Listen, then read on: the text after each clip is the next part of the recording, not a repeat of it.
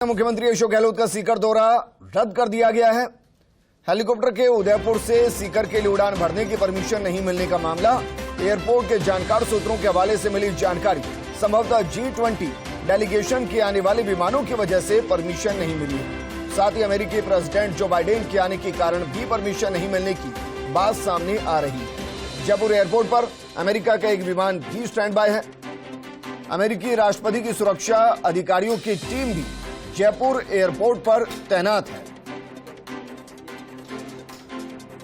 वहीं कहा जा रहा है कि दिल्ली से लगते 300 किलोमीटर के एरिया के अंदर एयर स्पेस को ब्लॉक कर दिया गया है, यानी कि 300 किलोमीटर के एरिया में कोई विमान नहीं उड़ेगा। और ये जिस तरीके से जानकारी सामने आ रही है, ये दरअसल G20 सम्मेलन और उसमें वैश्विक नेताओं की मौजूदगी और उनकी सुरक्षा को ध्यान में रखते हुए एयर स्पेस को ब्लॉक किया गया। अमूमन एयर स्पेस ब्लॉक होता है जैसे 15 अगस्त की परेड में, 26 जनवरी के प्रोग्राम पर, तभी दिल्ली के अंदर कुछ घंटों के लिए एयर स्पेस को ब्लॉक किया जाता है। मेरे सहयोगी जियाउद्दीन जुड़ गए। जियाउद्दीन, सुरक्षा के मद्देनजर ऐसा नहीं है कि पहली बार एयर स्पेस को ब्लॉक किया गया, अमूमन होता है, लेकिन 3 दिन प्रोग्राम चलने हैं, तो ये एयर स्पेस क्या 3 दिन के लिए ब्लॉक किया गया? विजेंदर, देखिएगा कि 3 दिन के लिए पूरी तरह से दिल्ली के अंदर जहां पे G20 का प्रोग्राम हो रहा है उसके दायरे में आने वाले 300 किलोमीटर के एरिया के अंदर तमाम एयर स्पेस को ब्लॉक कर दिया गया है। एयर स्पेस को ब्लॉक उन फ्लाइटों की नहीं किया गया जो कि प्राइवेट चार्टर हैं या प्राइवेट हेलीकॉप्टर हैं, उनको किसी तरह से उड़ने की परमिशन नहीं दी जाएगी 3 दिन तक के लिए। और इसी के चलते जयपुर एयरपोर्ट, खासतौर से दिल्ली के नियर बाई होने की वजह से इस एयरपोर्ट के ऊपर स्टैंड बाई रखा गया है, क्योंकि जो बाइडेन की जब टीम आती है तो बात जो सामने आएगी, 3 ऐसे एयरपोर्ट होते हैं। एक तो मुख्य एयरपोर्ट है दिल्ली का एयरपोर्ट, उसके पास 2 ऐसे एयरपोर्ट हैं, वहाँ पे स्टैंड बाई रखा जाता है कि किसी तरह की आपातकालीन स्थिति होने के ऊपर यहाँ पे लैंड कराया जा सके, यहाँ से टेक ऑफ हो सके। इमरजेंसी के अंदर अगर बात की जाए जयपुर की, तो जयपुर के अंदर एक हरक्यूलिस विमान जो वायुसेना का है, अमेरिकी वायुसेना का, वो भी यहाँ पे मौजूद है।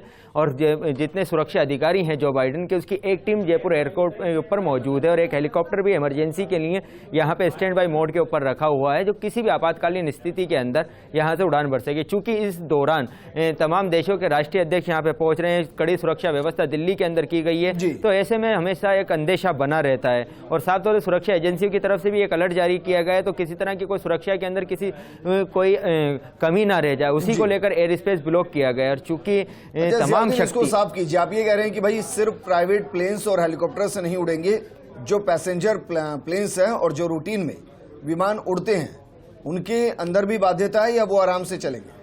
देखिएगा, इसके अंदर जनरल क्लियर ये है कि एक हाइट के ऊपर उड़ते हैं, जो कि जो पैसेंजर जो प्लेन होते हैं उनकी हाइट होती है कि 3500-4000 kts जो होती है स्पीड जो होती है उनकी। और उसके बाद जो हेलीकॉप्टर होते हैं कम दूरी पे नीचे ऊंचाई के ऊपर उड़ते हैं, या चार्टर वे में कम ऊंचाई के ऊपर उड़ते हैं। तो इसी वजह से ये 2 वजह हैं।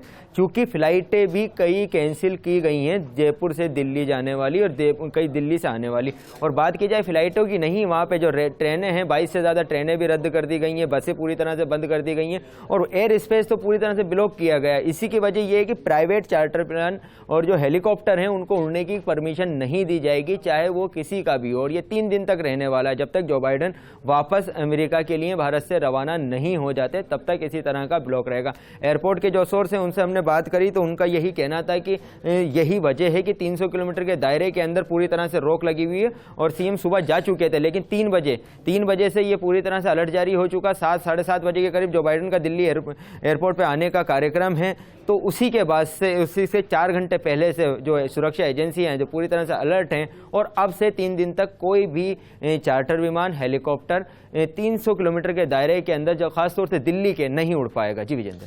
मुख्यमंत्री अशोक गहलोत उदयपुर से आने हैं, वो आ सकते हैं? विजेंद्र, देखिएगा, फिलहाल उदयपुर से जयपुर के लिए तो आ सकते हैं, लेकिन जैसे दिल्ली की सरहद की तरफ जाएंगे, चूंकि हम बात करें सीकर हुआ या अलवर हुआ, भरतपुर हुआ या जयपुर हुआ, इसके बाद ये 300 किलोमीटर के पेराफेरी के अंदर आ जाता है दिल्ली के, तो इस एयर स्पेस के अंदर काम नहीं ले सकते। चूंकि उदयपुर से जयपुर आने का जो रूट होगा, शायद हो सकता है कि संभवतः दूसरे रूट से एयर स्पेस का जो रूट होता है उससे जयपुर एयरपोर्ट के ऊपर आए।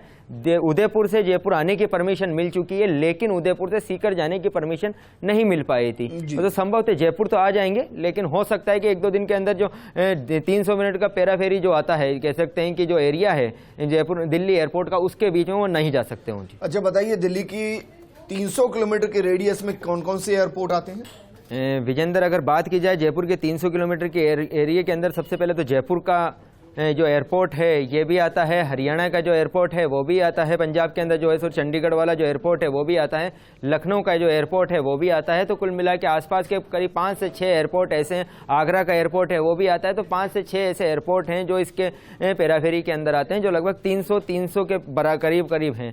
तो ऐसे के अंदर सुरक्षा एजेंसियों ने इस एयर स्पेस को ब्लॉक कर दिया गया। ब्लॉक करना भी वाजिब है, क्योंकि तमाम देशों के वाजिब तो है जियाउद्दीन, लेकिन ऐसा तो है नहीं कि जो बाइडेन का आने का कार्यक्रम अचानक से बना हो, पूर्व निर्धारित कार्यक्रम है।